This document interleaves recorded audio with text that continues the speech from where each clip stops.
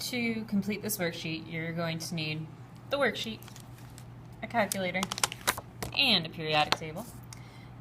So I'm going to walk you guys through question number 1. Using the Hoffman apparatus for electrolysis, a chemist decomposes 36 grams of water into its gaseous elements. How many grams of hydrogen gas should she get? And what the mass of hydrogen that she should get, that is called our theoretical yield. Because theoretically, we should get that many grams of hydrogen. So the first thing you want to do is write the balanced chemical equation. So we're taking water, H2O, and we are decomposing it into its gaseous elements. So the elements that it's made up of are hydrogen and oxygen. Now these are both diatomic, so you have to have a 2 after them. It is not balanced, and to balance it, we have 2 oxygen atoms on our product side, so we need 2 oxygen atoms coming from 2 water molecules. That gives us 4 hydrogen atoms from water, and we need 4 hydrogen atoms on our product side, so we need 2 H2 molecules in order for that to happen. So the information that we get from this equation tells us the moles of each substance, the simplest ratio of the moles of water and the moles of product. However, they didn't give us moles of water, they gave us grams. So we are going to convert from mass of water all the way to mass of hydrogen gas. We can't do that directly. We have to go through the moles of water, then convert to moles of hydrogen, and from there find our mass of hydrogen. Because the only link between 2 different substances in a chemical reaction are their mole ratio in the balanced equation. So it's just a couple more extra steps. So our first step is to take our mass of water that's decomposing and convert it to moles. And the only way that we can do that is if we know the molar mass of water.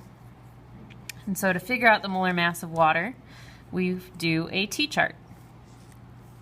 So in water, we have 2 hydrogen atoms, and we have 1 oxygen atom. Each hydrogen has a mass of 1 gram, and each oxygen has a mass of 16 grams.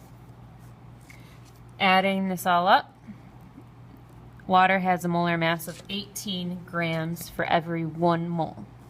But we don't have 18 grams. It looks like we have 36 grams. Now if we just think about it, 36 grams is twice as massive as the mass of just 1 mole. So if it's twice as massive as 1 mole, we must have 2 moles of water. Well, let's prove that using dimensional analysis. So in our dimensional analysis, we're converting our mass of water, 36 grams. So we want to start with that. And we're converting that to moles of water. Our conversion factor is going to be our molar mass. Our molar mass that says for every 18 of these grams, we have 1 mole. So you take 36 times 1 divided by 18, and you should get 2 moles of water. So that means we have 2 moles of water, we reacted it all, and we have 0 left. So how many moles of hydrogen gas did we get out of it? So this is when we convert between moles of water and moles of hydrogen. Well, the ratio from the equation says that for every 2 moles of water that reacts, we're going to get 2 moles of hydrogen gas out of it. And so you might be able to just do that math in your head and say, okay, we'll probably make 2 moles of hydrogen gas as well, but let's prove that using dimensional analysis.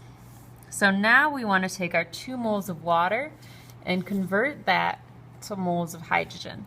So I'm going to take what I'm starting off with, my moles of water, and I want to get moles of hydrogen out of it. Well, according to the balanced equation, my balanced equation says that for every 2 moles of water, I'm going to get 2 moles of hydrogen gas. If you take 2 times 2 divided by 2, you should get 2. So we are going to make 2 moles of hydrogen gas if we react 2 moles of water. Now again, we started off with 0, we made 2, so afterward we'll have 2 moles of hydrogen. But they didn't ask us for moles, they asked us for grams of hydrogen. So we have to convert our moles of hydrogen that was made to mass. So to do that, our link between moles of hydrogen to mass of hydrogen is the molar mass of our H2 gas. So if you did a T-chart, we have 2 hydrogen atoms in H2, and each one has a mass of 1 gram. So hydrogen gas has a molar mass of 2 grams per mole.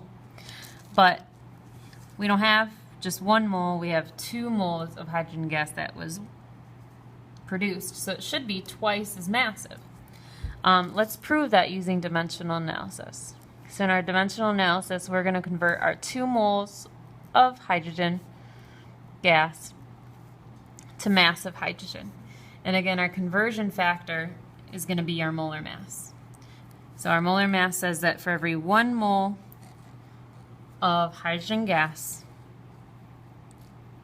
it's going to have a mass of 2 grams. So we multiply 2 times 2 divided by 1, and we should get 4 grams of hydrogen gas that's going to be made. And that's our answer. Make sure you have units, and I would keep track of what substance you have by writing it down. So you should show all of your work for these problems, and you want to make sure that you keep track of your units throughout so you don't forget what you're doing, because you have a lot of different conversions and you don't want to get yourself confused.